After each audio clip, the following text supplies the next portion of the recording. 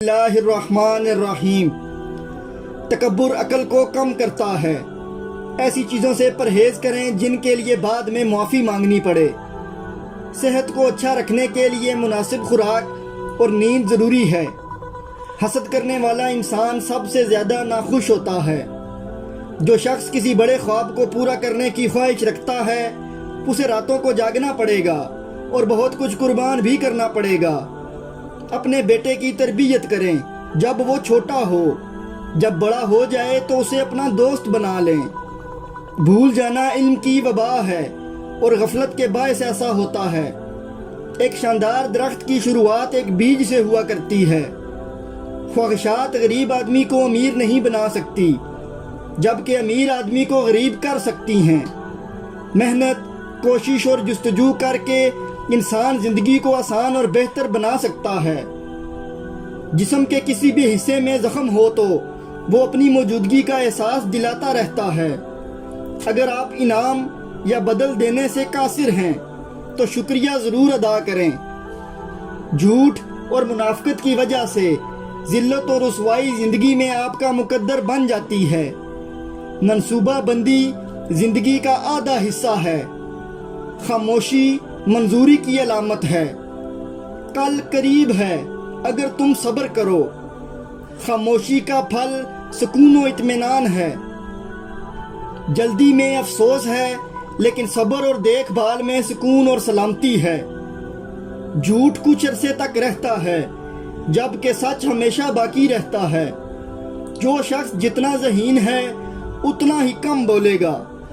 خاموشی اختیار کرنے سے آپ سوچ و بچار اور غور و فکر کرنے میں مشغول ہو جاتے ہیں۔ اچھی صحت ایک ایسا تاج ہے جسے صرف صحت مند لوگ پہنتے ہیں اور بیمار لوگ صرف اسے دیکھ سکتے ہیں۔ تعلیم کی کمی اور اخلاقیات کا نہ ہونا دنیا کی سب سے بڑی خرابی ہے۔ سب سے زیادہ عقل مند وہ ہے جو معاف کر دے لیکن ظلم کے خلاف جہاد کرے۔ تجربات سے ہمیشہ کچھ نہ کچھ سیکھنے کو ملتا ہے۔ تقسیم شدہ گھر کبھی قائم نہیں رہ سکتا۔ زیادہ تعلیم والے کی بجائے زیادہ تجربے والے سے مشورہ کرنا بہتر ہے۔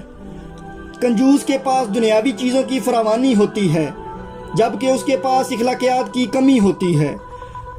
بیوقوف شخص شاید آپ کی مدد کرنا چاہتا ہو لیکن وہ صرف آپ کو نقصان پہنچائے گا۔ بیوقوف آدمی کو 6 چیزوں سے پہچانا جا سکتا ہے۔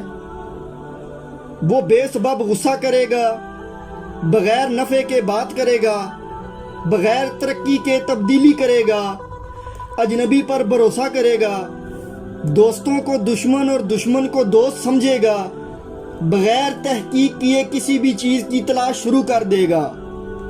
اپنی جیب سے پوچھیں کہ آپ کو کیا خریدنا ہے۔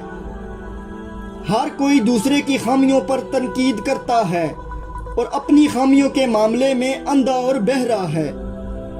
اگر آپ کو اللہ رب العزت نے صدقہ و خیرات کرنے کی توفیق نصیب کی ہے اور آپ دینے والے ہیں تو آپ امیر بھی ہیں اور خوش نصیب بھی۔ بغیر وجہ کے ہنسنا بدتمیزی شمار کیا جاتا ہے۔ جھوٹ ایک بیماری ہے اور سچ ایک علاج ہے۔ مسکراہٹ حسن خلق کی پہلی سیڑھی ہے۔ راز رکھنا ایک نہایت عمدہ خوبی ہے۔ دلیروں کی بہادری سے پہلے ان کی رائے سامنے آتی ہے۔ اتحاد ایک طاقت ہے۔ ایک جانی ہوئی غلطی نامعلوم سچائی سے بہتر ہے۔ بہترین جواب اس شخص کی طرف سے آئے گا جو ایماندار ہوگا اور اخلاقی طور پر دلیر ہوگا۔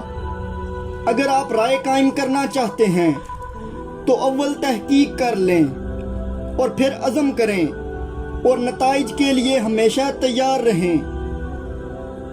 بولنا دیکھنے جیسا نہیں ہے اور دیکھنا سننے جیسا نہیں ہے، تو بس زیادہ سنو، مشاہدہ کرو اور مناسب بات کیا کرو۔